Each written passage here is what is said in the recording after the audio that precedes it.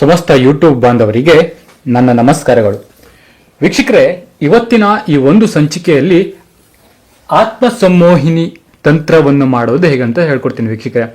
ಆತ್ಮ ಸಂಮೋಹಿನಿ ತಂತ್ರ ವಶೀಕರಣ ಮಾಡೋದು ಹೇಗಂತ ಈ ಒಂದು ವಿಡಿಯೋದಲ್ಲಿ ನಾನು ನಿಮಗೆ ಸಂಪೂರ್ಣವಾಗಿ ತಿಳಿಸ್ಕೊಡ್ತಾ ಇದ್ದೀನಿ ವೀಕ್ಷಕರೇ.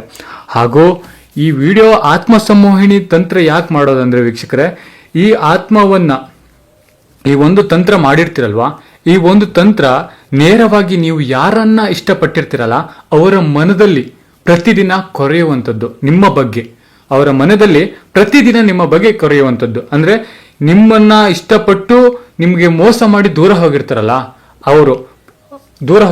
ಅವರು ಪುನಃ ನಿಮ್ಮ ಬಳಿ ಬರ್ಬೇಕಂದ್ರೆ ಈ ಆತ್ಮ ಸಂಮೋಹಿನಿ ತಂತ್ರವನ್ನ ಮಾಡಿದ್ರೆ ಈ ಒಂದು ಬಾಣ ಅವರ ಮನಸ್ಸಿಗೆ ಹೋಗಿ ತಡ್ತದೆ ವೀಕ್ಷಕರೇ. ಅಂದ್ರೆ ಆತ್ಮಕ್ಕೆ ಹೋಗಿ ತಟ್ಟಿದಾಗ ಪ್ರತಿದಿನ ಪ್ರತಿ ಕ್ಷಣ ನಿಮ್ಮ ಬಗ್ಗೆನೇ ಯೋಚನೆ ಮಾಡ್ತಾರೆ ವೀಕ್ಷಕರೇ. ನಿಮ್ಮನ್ನು ಬಿಟ್ಟು ಮತ್ತೆ ಯಾರ ಬಗ್ಗೆನೂ ಯೋಚನೆ ಮಾಡಲ್ಲ. ಹಾಗಾದ್ರೆ ಈ ಒಂದು ತಂತ್ರವನ್ನ ಮಾಡಬೇಕಾದ್ರೆ ಏನೇನು ಒಂದು ವಸ್ತುಗಳು ಬೇಕಂತ ನಾನು ನಿಮಗೆ ಈ ಒಂದು ವಿಡಿಯೋದಲ್ಲಿ ತಿಳಿಸ್ಕೊಡ್ತಾ ಇದ್ದೀನಿ. ಮೊದಲನೇದಾಗಿ ಬೇಕಾಗುವಂತಹ ವಸ್ತುಗಳು ಯಾವುದು ಅಂದ್ರೆ ಲಿಂಬೆಹಣ್ಣು. ಗೊತ್ತಲ್ಲ ವೀಕ್ಷಕರ, ಲಿಂಬೆಹಣ್ಣು ಎಲ್ಲದಕ್ಕೂ ಶ್ರೇಷ್ಠ. ಹಾಗಾಗಿ ಮೊದಲು ಲಿಂಬೆಹಣ್ಣು, ಆಮೇಲೆ ತಗಡಿನ ಪೀಸು 2 ಬೇಕಾಗ್ತದೆ ವೀಕ್ಷಕರೇ. ನಂತರ 2 ಮೊಳೆ ಬೇಕು. ಆಮೇಲೆ ಕುಂಕುಮ, ಕೆಂಪು ಕುಂಕುಮ, ಅರಿಶಿಣ ಕುಂಕುಮ ಬೇಕು ವೀಕ್ಷಕರೇ.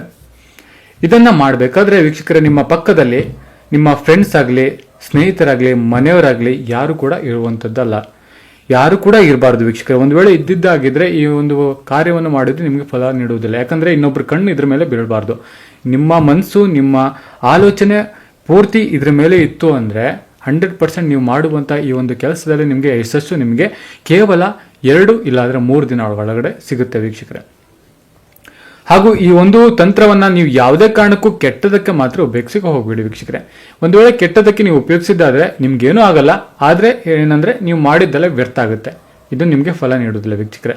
ನಿಮ್ಮ ಒಳ್ಳೆಯದಕ್ಕಾದ್ರೆ ನೀವು ಈ ಒಂದು ತಂತ್ರವನ್ನ ನೀವು ಉಪಯೋಗಿಸ್ತೀರಂದ್ರೆ ಖಂಡಿತವಾಗ್ಲೂ ಇದು ನಿಮಗೆ ಫಲ ನೀಡ್ತದೆ ವೀಕ್ಷಕರೇ. ಸರಿನಾ? ಹಾಗಾದ್ರೆ ಬನ್ನಿ ಇದನ್ನ ಮಾಡೋದು ಹೇಗಂತ ಈ ಒಂದು ವಿಡಿಯೋದಲ್ಲಿ ಪೂರ್ತಿಯಾಗಿ ತಿಳಿಸ್ಕೊಡ್ತೀನಿ. ಈ ಒಂದು ವಿಡಿಯೋನ ನೀವು ಕೊನೆ ತನಕ ನೋಡೋದನ್ನ ಮಾತ್ರ ಮರಿಬೇಡಿ. ಹಾಗೂ ನೀವಿನ್ನು ನಮ್ಮ ಚಾನಲ್ಗೆ ಸಬ್ಸ್ಕ್ರೈಬ್ ಮಾಡಿಲ್ಲ ಅಂದ್ರೆ ಈ ಕೂಡಲೇ ಸಬ್ಸ್ಕ್ರೈಬ್ ಮಾಡ್ಕೊಳ್ಳಿ. ಹಾಗೂ ಪಕ್ಕದಲ್ಲೇ ಇರುವಂತಹ ಬೆಲ್ ಐಕನ್ನ ಪ್ರೆಸ್ ಮಾಡಿ ವೀಕ್ಷಕರೇ. ನಾನೀಗ ಲಿಂಬೆ ಹಣ್ಣನ್ನ 2 ಕಟ್ ಮಾಡ್ಕೊಂಡಿದ್ದೀನಿ ವೀಕ್ಷಕರೇ.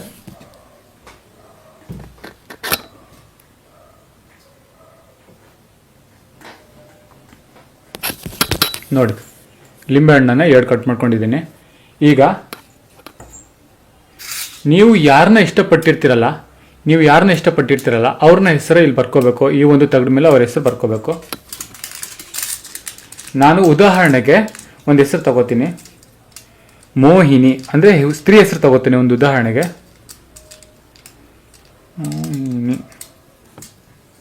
ಆಮೇಲೆ ಪುರುಷನ ಹೆಸರು ತಗೋತೀನಿ, ಮೋಹನ. ನಂತರ ಏನ್ ಮಾಡ್ಬೇಕಂದ್ರೆ ಈ ಮೋಹಿನಿ ಮತ್ತು ಮೋಹನ್ ಅಂತ ಬರೆದಿರ್ತಿರಲ್ಲ, ಇದಕ್ಕೆ ನೀವೊಂದು ಮಳೆಯನ್ನ ಚುಚ್ಚುವಂಥದ್ದು. ನೋಡಿ ವೀಕ್ಷಕರೇ, ಚುಚ್ಚುವಂಥದ್ದು. ಇದು ಮೋಹಿನಿ ಅಂತ ಬರೆದಿರ್ತಿರಲ್ಲ, ಇದಕ್ಕೂ ಕೂಡ ಒಂದು ಮಳೆಯನ್ನ ಚುಚ್ಚುವಂಥದ್ದು. ನೋಡಿ, ಈ ತರ ಚುಚ್ಕೊಂಡಿದ್ದ ನಂತರ ನೀವೇನ್ ಮಾಡ್ಬೇಕು ಅಂದ್ರೆ ಈ ಒಂದು ಮಂತ್ರವನ್ನ ನೀವು 109 ಬಾರಿ ಪಠಿಸಬೇಕಾಗ್ತದೆ. ಅದು ಯಾವ ಮಂತ್ರ ಅಂದ್ರೆ ನಿತ್ಯ ಮೋಹಿನಿ ಆತ್ಮ ಮೋಹಿನಿ ಮಮ ವಶಂ ಪಟ್ ಸ್ವಾಹ. ನಿತ್ಯ ಮೋಹಿನಿ ಆತ್ಮ ಮೋಹಿನಿ ಮಮ ವಶಂ ಪಟ್ ಸ್ವಾಹ. ವೀಕ್ಷಕರೇ, ಈ ಒಂದು ಮಂತ್ರವನ್ನ ನೀವು ಹೇಳ್ತಾ ಈ ಲಿಂಬೆ ಹಣ್ಣಿನ ಮೇಲೆ ಈ ತರ ಕುಂಕುಮವನ್ನು ಚೆಲ್ಲಬೇಕಾಗ್ತದೆ. ನಿತ್ಯ ಮೋಹಿನಿ ಆತ್ಮ ಮೋಹಿನಿ ಮಮ ವಶಂ ಪಟ್ ಸ್ವಾಹ ಅಂತ ಈ ತರ ನೀವು ಹೇಳಬೇಕಾಗ್ತದೆ. ಒಂದು ಚಿಟಿಕೆಯಷ್ಟು ನೀವು ತಗೊಂಡ್ರೆ, ಒಂದು ಚಿಟಿಕೆಯಷ್ಟು ನೀವು ಕುಂಕುಮವನ್ನು ತಗೊಂಡ್ರೆ 1 ಅಥವಾ 2 ಮಂತ್ರಕ್ಕೆ ಸಾಕಾಗ್ತದೆ ವೀಕ್ಷಕರೇ. ಹಾಗಾಗಿ ಇದನ್ನು 109 ಬಾರಿ ನೀವು ಹೇಳುವಂಥದ್ದು. 109 ಬಾರಿ ಹೇಳಿದ ನಂತರ ಇದನ್ನ ಈ ಮೋಹಿನಿ ಅಂತ ಬರೆದಿರ್ತಾರಲ್ಲ, ಇದನ್ನ ಈ ಲಿಂಬೆ ಹಣ್ಣಿನ ಮಧ್ಯದಲ್ಲಿ ಚುಚ್ಚುವಂಥದ್ದು.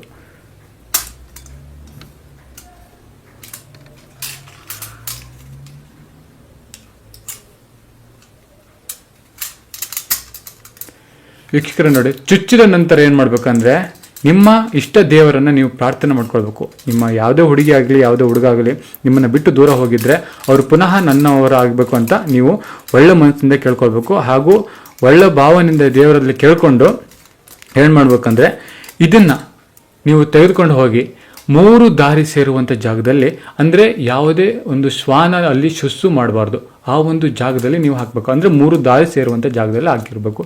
ನೀವು ಇದನ್ನು ತೆಗೆದುಕೊಂಡು ಹೋಗಿ ಅಲ್ಲಿ ಎತ್ತು ಒಂದು ಸೈಡಲ್ಲಿ ಇಟ್ಟರು ಪರವಾಗಿಲ್ಲ, ಆದರೆ ಯಾವುದೇ ಕಾರಣಕ್ಕೂ ಶ್ವಾನ ಕೈಯಲ್ಲಿ ಇದು ಸಿಗಬಾರ್ದು ವೀಕ್ಷಕರ. 3 ಜಾಗದಲ್ಲಿ ಸೇರುವಂಥ ಜಾಗದಲ್ಲಿ ಇದನ್ನು ಹಾಕಿಬಿಟ್ಟು ಬರ್ಬೇಕು.